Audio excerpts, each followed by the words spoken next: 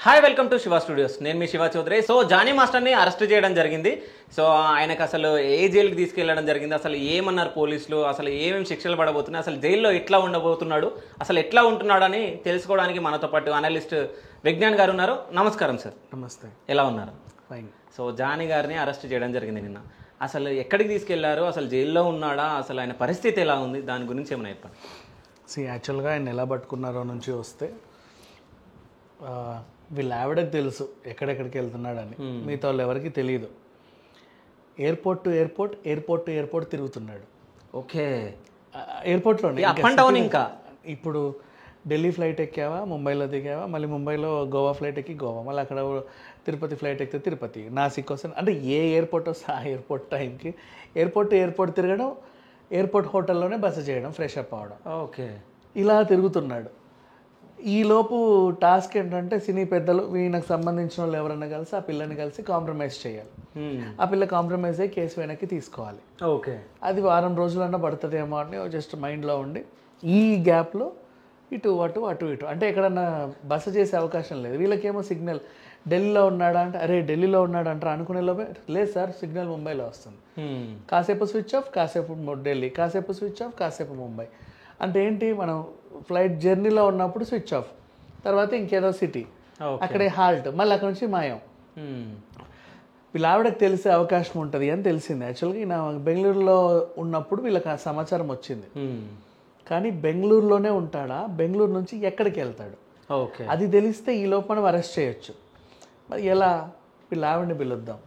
First ఏం చేశారు, ఒక ఫేక్ న్యూస్ రిలీజ్ చేశారు, బెంగళూరులో జానీ మాస్టర్ అరెస్ట్.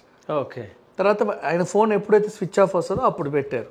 ఓకే, వీళ్ళు ఆవిడ ఫోన్ చేసి వచ్చేసాడు మీ ఆయనని తీసుకొచ్చేసాం, అమ్మ నువ్వు కూడా రానగానే ఆమె కూడా గబా గబా గబా వచ్చేసింది. తీరా వచ్చాక ఏడండి మా ఆయన అంటే నువ్వు చెప్తే వస్తాడమ్మా ఇప్పుడు చెప్పు అని చెప్పి కూర్చోబెట్టారు. ఓకే, అంతే, అది బెంగళూరు నుంచి గోవా వెళ్ళాడు చెప్పేసింది. అక్కడ పోలీసులకి సమాచారం ఇచ్చి అక్కడ నుంచి అటే అరెస్ట్ చేసి అక్కడ కోర్టులో సబ్మిట్ చేసిన తర్వాత మన నార్సింగ్ ఎస్ఓటి పోలీసులు బెంగళూరు నుంచి గోవా వెళ్ళి ఫస్ట్ అక్కడ అరెస్ట్ చేయించారు.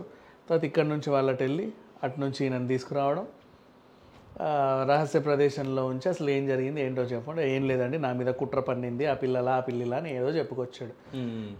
సరే ఇవన్నీ ఇక మీరు కోర్టులో చూసుకోండి అని హాస్పిటల్ తీసుకెళ్లారు. వైద్య పరీక్షలు, ఆ వైద్య పరీక్షలు ఎందుకు అంటే కోర్టుకు సబ్మిట్ చేసే ముందు ఆయన ఏమైనా కొట్టారా తిట్టారా గిల్లారా అని అడుగుతారు. అబ్బాయి ఏమీ లేదండి నేను నిక్షేపంగా ఉన్నానని చెప్పుకోవాలి.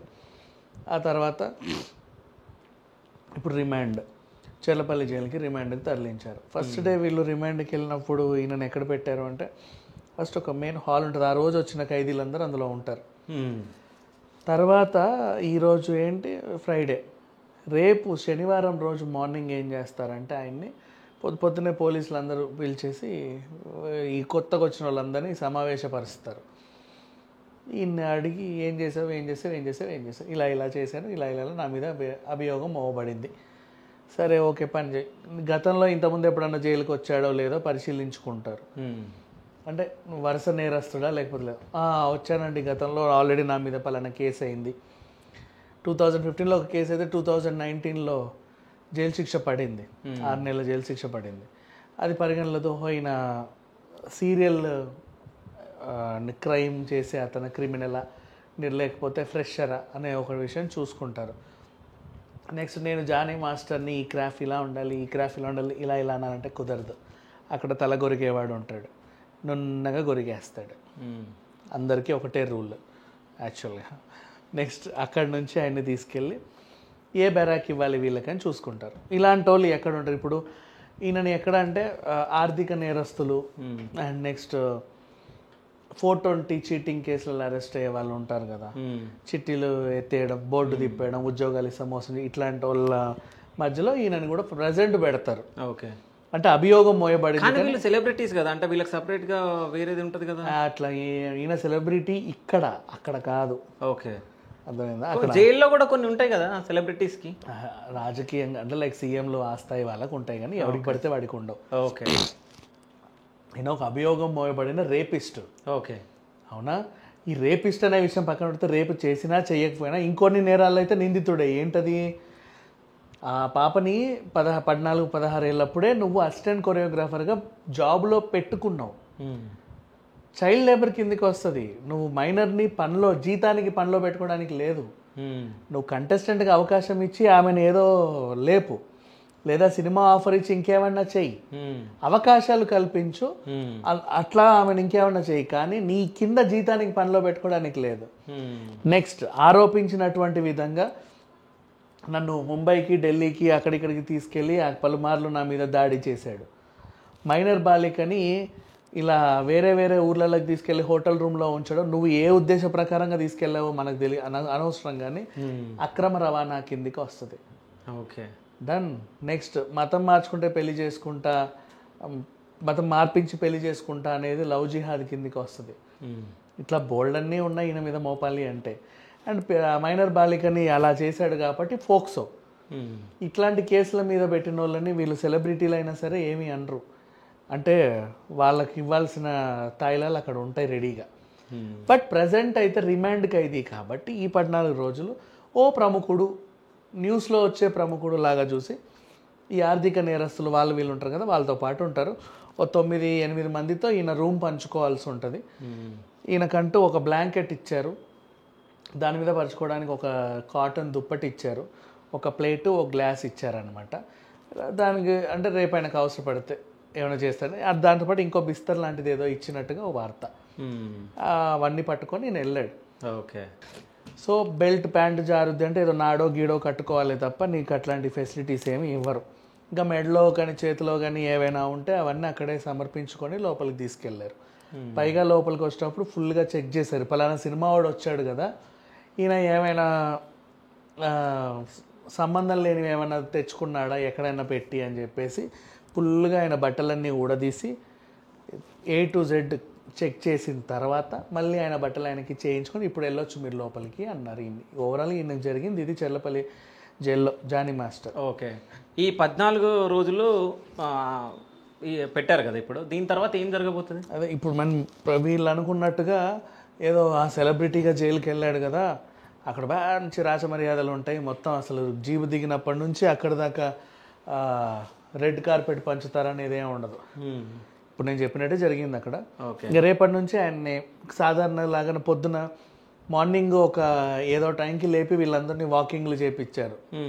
ఇప్పుడు రేపు జరిగే తంతు ఆయనకి వాకింగ్లు చేపించి ఆ తర్వాత బ్రేక్ఫాస్ట్ పెట్టి, వాళ్ళు పెట్టే తిండి నచ్చకపోతే అక్కడ క్యాంటీన్ ఉంటుంది, ఈయన కొనుక్కోవచ్చులే, నష్టమేం లేదు. ఇంకా ఈయనకు సంబంధిత వీళ్ళ ఆవిడ ఏమన్నా అక్కడ డిపాజిట్ చేస్తే వాళ్ళు ఈయనకి టోకన్ రూపంలో ఇస్తారు, ఈయన అక్కడ లోపల యూజ్ చేసుకోవచ్చు. ఇది. అండ్ తర్వాత మధ్యాహ్నం వాళ్ళు ఏదో పెడతారు, సాయంత్రం 6 గంటలకల్లా అన్ని బెరాకులు క్లోజ్ చేసి ఆయన పడుకోబెడతారు, అండ్ లోపలే ఉండాలి. మళ్ళీ మార్నింగ్ ఇది తెరవాలి, ఒకేసారి వాష్రూమ్ పొద్దున్న ఒకసారి, సాయంత్రం 6 లోపే వాష్రూమ్కి వెళ్ళాలి. తర్వాత నేను పోతా ఏం చేస్తా అంటే కుదరదు, అందరికి ఇచ్చే కామన్ వాష్రూమ్సే వాడుకోవాలి. అండ్ వెళ్ళిన కొత్తలో కూడా ఈయనకి కిచెన్లో అదేంటిది బియ్యంలో రాళ్ళేరే పనులు, అండ్ వంకాయలు కోసే పనులు, చపాతీలు చేసే పనులు, చెట్లకు నీళ్లు పోసే పనులు, ఇవన్నీ చేర్పిస్తారు. ఈ రూమ్లో ఈయన కొత్త ఖైదీ కాబట్టి ఆ క్యాన్లల్లో నీళ్లు తీసుకొచ్చే పనులు, రూమ్ ఊడ్చే పనులన్నీ చెప్తారు. నువ్వు అనుకున్నట్టుగా బయట అనుకున్నట్టుగా సెలబ్రిటీ అనేది అక్కడ చెల్లదు. సో అక్కడ ఈ మిగతా ఆల్రెడీ వచ్చిన నేరస్తులతో పాటు ఈయన ఉంచుతారు. 14 రోజులు మాత్రం ఈయన అక్కడ అలాగే ఉండాలి. ఓకే. మొత్తానికైతే మీరు ఇన్ని డేస్ నుంచి అనాలిసిస్ చేస్తున్నారు కాబట్టి ఈయన కేసు బయటకు వచ్చినప్పటి నుంచి అసలు నిజానికి అంటే జానీ మాస్టర్ తప్పు చేసి ఉంటాడా అంటే మీ అనాలిసిస్ ప్రకారం? నేను అదే చెప్తాను. ఇప్పుడు తలలు పండిన సీనియర్ మాస్టర్లు అందరూ బయటకు వచ్చి అభియోగం మోపబడింది, అతని పైన కావాలనే ఇది చేశారని చెప్పేసి అంటున్నారు. స్వర్ణ మాస్టర్ లాంటి వాళ్ళు అండ్ ఆట సందీప్ వాళ్ళ ఆవిడ జ్యోతి ఇట్లాంటి వాళ్ళు బయటకు వచ్చి ఏమంటున్నారంటే, మరి ఇన్ని రోజులుగా జరిగితే అప్పుడే చెప్పొచ్చు కదా, ఇప్పుడు ఎందుకు చెప్పావు తల్లి అని. సీన్ నెంబర్ 1, వీళ్ళందరూ తలలు పండిన మేధావులు కదా, వీళ్ళు ఆలోచించినట్టుగానే ఆ పిల్ల ఆలోచించాలంటే కుదరదు కదా. అమ్మాయి మొన్న మైనర్ నుంచి నిన్న మేజర్ అయింది, చిన్న పిల్ల. నెక్స్ట్ ఆ తర్వాత ఆవిడ బాధింపబడతా ఉంది, మరి మీ అమ్మ నాన్నకి చెప్పొచ్చు కదా అన్నావు. ఆమె కొరియోగ్రాఫర్ అవ్వాలని కలలు కంటూ ఉంది. అదృష్టం బాగుంటే ఒక సీనియర్ కొరియోగ్రాఫర్ దగ్గర చోటు దక్కింది. ఆ చోటు దక్కడమే చాలా అదృష్టం చాలామందికి. అది దక్కిన 5 ఏళ్లలో ఇప్పుడు ఏమో కొరియోగ్రాఫర్ అవ్వాలి. ఇప్పుడు అమ్మ నాన్న కంప్లైంట్ ఇచ్చి అమ్మ పలానా మాస్టర్ నన్ను గోకుతున్నాడు అంటే, అలా గోకించుకునే చోట నువ్వెందుకు ఉన్నావమ్మా, ఇంటికి వచ్చాయంటారుగా.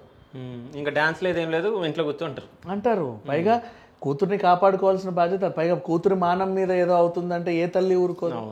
పైగా తండ్రి లేడు పాపం మీ అమ్మాయికి. కానీ ఇన్ని రోజుల తర్వాత ఇంత ధైర్యంగా రావడానికి కారణం? దానికి కూడా అదే కారణం చెప్తా. నెక్స్ట్ ఆ తర్వాత ఏం జరిగింది, పోనీ ఈయన మీద కంప్లైంట్ ఇవ్వచ్చు కదా సాటి మాస్టర్లకి. ఈయన మీద కంప్లైంట్ ఇస్తే పోవే అని తోసేస్తాడు బయటికి, అవునా. ఇప్పటికి వేరే దగ్గర జాయిన్ అవుతుంటే వాళ్ళు చేర్చుకోరు, ఈయన ఇన్ఫ్లుయెన్స్ ఉంటుంది, మళ్ళీ ఇంటికే పోవాలి. ఈమె దగ్గర ఉంది ఒకటి ఆశయం, ఒకటి భయం. ఆశయం సంకల్పం గట్టిగా ఉంది, నేను కొరియోగ్రాఫర్ అవ్వాలి. భయం కోల్పోతానేమో అన్న భయం, ఇది బయట చెప్పుకుంటే. ఎగ్జాక్ట్లీ. అందుకని అనుభవించింది. సరే వాడు చెయ్యేసినప్పుడు నేను అపోజ్ చేస్తా, 5 ఏళ్ళు ఏదో రకంగా సాగుదామని. ఆయన రక్కుతానే ఉన్నాడు, ఈమె తోస్తానే ఉంది, ఆయన ఎటుబడితే అటు కిందేసి మీదేసి కొడతానే ఉన్నాడు. భరించింది. ఇప్పుడు కొరియోగ్రాఫర్ అయ్యింది. సినిమాలు కూడా ఒప్పుకుంది. కార్డు ఉండాలి పని చేయాలి అంటే. కార్డు ఎంత? 6.5 లక్షలు. ఇదిగో అయ్యి 6.5 లక్షలు, ఆ కార్డు ఏదో ఇవ్వంటే అబ్బాయి అది అని చెప్పి ఆయన కార్డు ఇవ్వట్ల. ఓకే, అడ్డమైన రీజన్లన్నీ చెప్తున్నాడు, బట్ కార్డు మాత్రం ఇవ్వట్ల. అయ్యో లేదు నేను సినిమా ఒప్పుకున్నాను, ఓ పని చేయమని, నీకు వేరే ఆప్షన్ ఉంటుంది, వేరే వాళ్ళ కార్డు మీద వెళ్ళి నువ్వు పని చేసుకోవచ్చు. సరే వేరే వాళ్ళ కార్డు నాకు ఇవ్వరా, నేను వెళ్ళి పని చేసుకో. డాన్సర్లని ఇవ్వట్ల, పంపట్ల ఎవరిని, ఒక డాన్సర్ని కూడా. ఎందుకు పంపట్ల? ఈయన ఇన్ఫ్లుయెన్స్ చేసి పంపట్ల ఎవరిని. ఎందుకు? ఆమె కొరియోగ్రాఫర్ అవ్వడం ఈయనకి ఇష్టం లేదు. ఈయన దగ్గర నుంచి వచ్చిన తర్వాత ఈయనని కాదన్న తర్వాత, ఈయన అడిగింది ఇవ్వనప్పుడు నువ్వు కొరియోగ్రాఫర్ అవ్వకూడదు. ఆల్రెడీ ఇచ్చేసిర్రు అనుకుంటా కదా. ఏది? మానవ ఇచ్చేసిరేమో కదా అప్పుడే. అట్లా ఏమీ లేదు. ఓకే, నువ్వు ఇష్టపూర్వకంగా నా దగ్గరికి ఎప్పుడు వస్తావో అప్పుడే నీకు అన్నీ ఉంటాయి ఇక్కడ. లేదంటే నీకేమీ జరగవు. నేను నా ఇన్ఫ్లుయెన్స్ ఉపయోగించి నేను ఏమీ చేయను. ఆ రకంగా ఆల్మోస్ట్ బాగా హింస పెడతానే ఉన్నాడు. సినిమాలు వస్తున్నాయి, ఆ ప్రొడ్యూసర్ అమ్మ నీకేదో గొడవలు ఉన్నట్టున్నాయి, నేను ఈ సినిమా వేరే వాళ్ళకి ఇచ్చుకుంటా, నీ సంగతి తర్వాత ఆలోచిస్తా. పోయేసరికి కట్టలు తెంచుకుంది. నేను ఏదే కొరియోగ్రాఫర్ అవుదామని ఇంత కష్టపడ్డా, నిన్ను భరించా ఇన్నేళ్ళు, అయిన తర్వాత కూడా నాకు నువ్వు ఎంట్రా ఇంత కష్టం పెడుతున్నావు అని కట్టలు తెంచుకొని బయటకు వచ్చింది. అప్పుడే చెప్పొచ్చు అన్న వాళ్ళకి ఆన్సర్ ఏంటంటే, అప్పుడు చెప్పుకుంటే ఇప్పుడు కొరియోగ్రాఫర్ అయ్యేది కాదు ఈ అమ్మాయి. ఆ భయం, కొరియోగ్రాఫర్ అవ్వాలన్న ఆశయంతో ఆమె అప్పుడు చెప్పుకోవాలి. అండ్ వీళ్ళందరూ ఇలా చేయొచ్చు కదా అలా చేయొచ్చు కదా అని సలహాలు ఇచ్చే వాళ్ళందరూ కూడా, వీళ్ళందరూ ప్రపంచమంతా చదివి ఇక్కడ కూర్చొని అనాలిసిస్ చేస్తున్నారు. ఆ పిల్ల జస్ట్ జానీ మాస్టర్నే చదివి అక్కడే ఉంది, ఇంకే ఆ ప్రపంచం అంతా చదవలా. ఇంకా మొన్న మైనర్ నుంచి మేజర్ అయ్యింది. అన్ని తెలివితేటలు ఉండవు వీళ్ళకి, వచ్చిన ఆలోచనలు ఆ పిల్లకి రావాలంటే అలా అనమాట. సో తనే బాధితురాలు ఓవరాల్గా చెప్పాలంటే. సో ఈ కేసులో జానీకి మాత్రం మంచి శిక్షలు పడే అవకాశం అయితే ఉంది. అండ్ మిగతా వాళ్ళు అనుకున్నట్టుగా జైల్లో రాచమర్యాదలు ఏం చేయట్లా, ఇందాక నేను చెప్పిన రకంగానే ఉన్నాడు. ఓకే, అంటే ఇంత ధైర్యం ఎట్లా వచ్చింది అమ్మాయికి? అంటే ఇన్ని రోజుల తర్వాత బయటకు వచ్చి చెప్పడం, నేను నీ దగ్గర భరించిందే కొరియోగ్రాఫర్ అవ్వాలని. కొరియోగ్రాఫర్ అయినా కూడా నువ్వు నన్ను హింస పెడుతున్నావు, అప్పుడు కట్టలు తెంచుకుంది.